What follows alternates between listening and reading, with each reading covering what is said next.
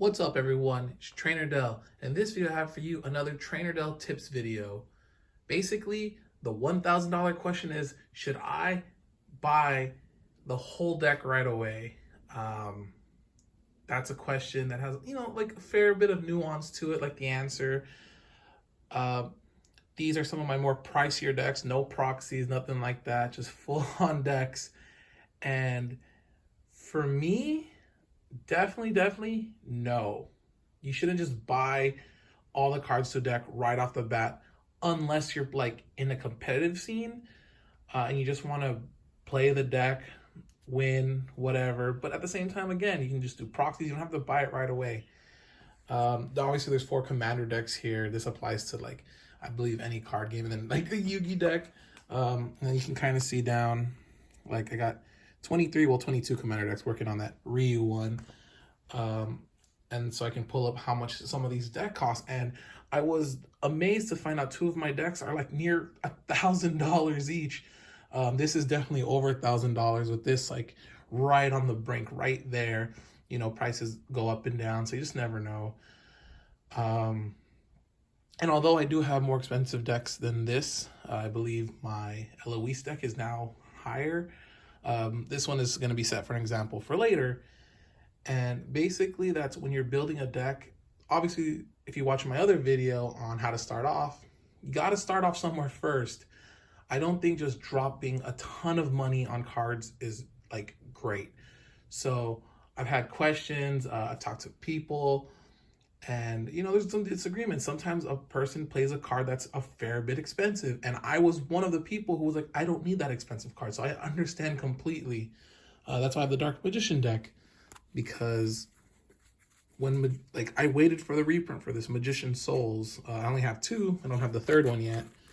But before I was playing Magician Souls, in my deck profiles, I love playing Fusion Deployment. It was really simple, because in Dark Magicians, what do you need to do? Just get Dark Magician out, get him onto the field, get him in the graveyard, whatever. So this ensured it was easy, because you always have access to your extra deck, and there are Dark Magician specific extra deck monsters that need him. So this was a great substitute, where Magician Souls was going for about like, what, $120. This was like $3, I think, on release. 3, and then it kind of went up to like 6, but I picked them up at $3.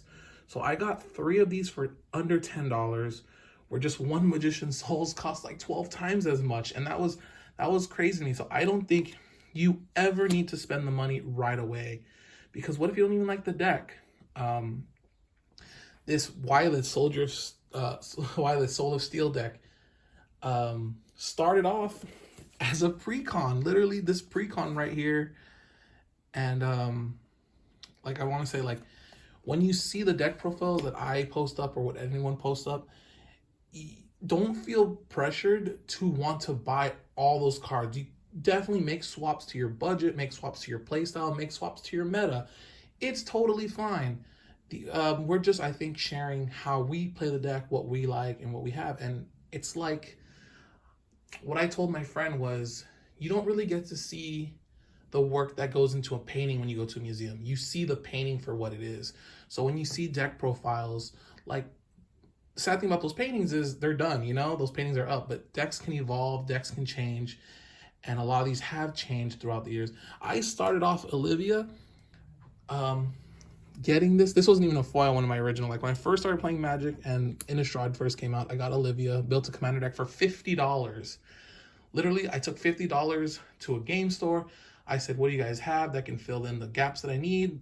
A playable commander deck. Boom, got what I needed. Those cards rose up in price, to which when I sold that deck off, when I kind of jumped out of Magic, I got like $150 back. That was the cool part. Like, Modern wasn't as crazy, and I had a bunch of I had like Inquisition of Kozilek, I had Thoughtseize, I had crazy things like that where, vampires back in the day, you play vampires and you play discard outlets, because like, you just bleed your opponent dry type of theme. This Alayla deck, like I said, I'll get to this. Basically, I was slowly upgrading it, and I'll show you the price point of it right now. It's right there, at about 286. And really, a lot of it was because of the lands and artifacts. So I was playing basics and little things here and there that honestly, when you first get the pre-con, and I just added lands to that from whatever, I had a bunch of basics. Now I'm playing like 8, 16, 26 basics, which is still a lot of good basics. This mana base isn't that expensive. I'm mostly focused on like getting cards I needed to make the deck playable and do stuff like get my artifacts, enchantments, and fairy creatures and stuff. Like, so if we take out the expensive lands, like we can cut that price in half to like 50. Adding in all those artifacts, another 50, that's like $100. So yeah, like, and then cards have gone up and stuff, but let's just say that like when I basically started off again with like a $25 pre-con built thing, added some extra stuff to it, added stuff in my extras that I slowly accumulated over time. And now it's almost $300, and $300, ooh, that's a lot right off the bat, but it took time. What TrainerDell Drink came out, what, like 3 years ago, it feels like. But so think about like $100 a year, and then I thought that was funny that I thought like $100 every year, like how much you spend on food, clothes, just going out. $100 a year is not that much, honestly. It's not that bad considering like little bits of increments here and there. Now obviously if you're playing multiple decks, oh, it's crazy. And like to go back to the Dark Magician deck, cards like Soul Servant, oh my gosh, I would not tell anyone to buy this where it is right now. It is so expensive right now, but I got these when they were $8. Honestly, I think I got the first two at $6, and this one at $8 because I was like, I'm only gonna run 2, and then boom, I had to pick it up. Like the extra deck stuff.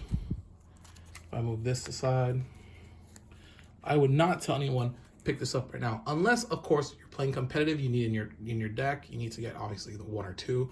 It's crazy how much this is. Or this card, there could be reprints in the future. I think this is getting reprinted, but where these are at right now, if you're going to play Dark Magicians, I don't think you actually need them as much.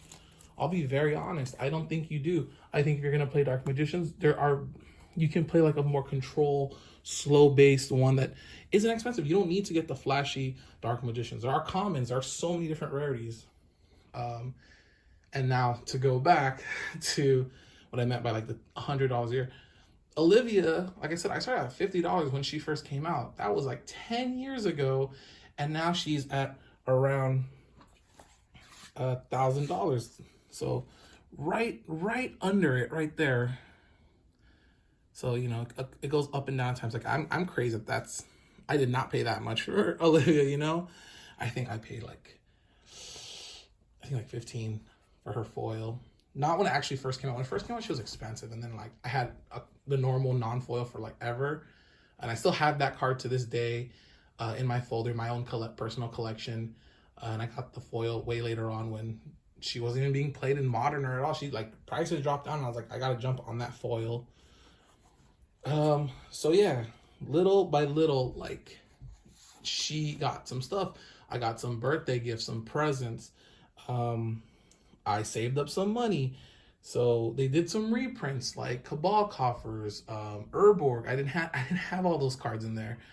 But yeah, just little things here and there that like really rose up the price. And like they said, the mana base. And so see that mana base, 200, almost $300. That's like this deck, just this deck for the mana base.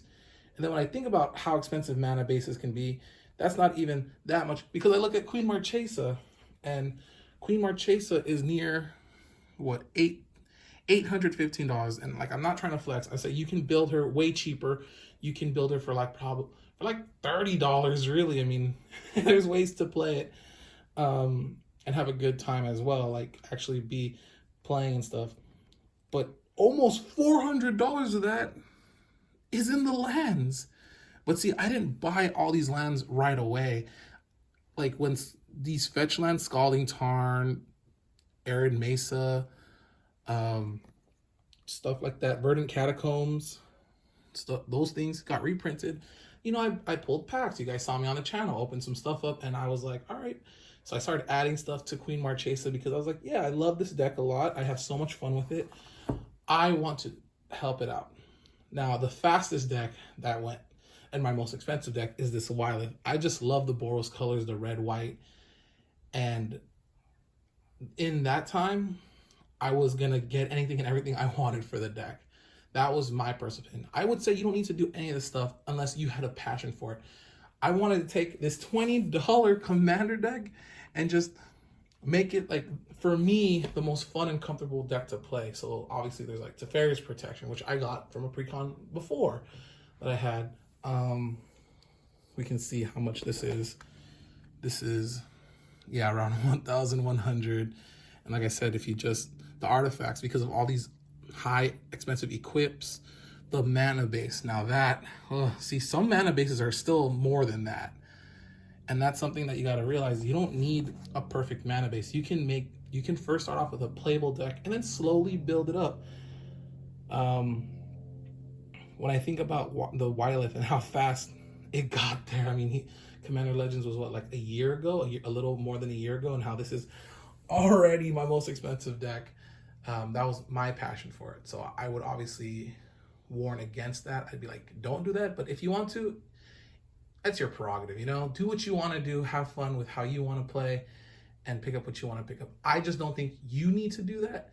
But if you want to do that, hey, power to you. If you have the funds, the means, do it. I just don't want anyone to look at any of these deck profiles whenever I do them and think that they need to buy the finished product. Work at it. See if you even like it. You may not even like Wylith and the Boros strategy of like Voltron. Like, you may not at all. And so you spend all this money for something you don't like.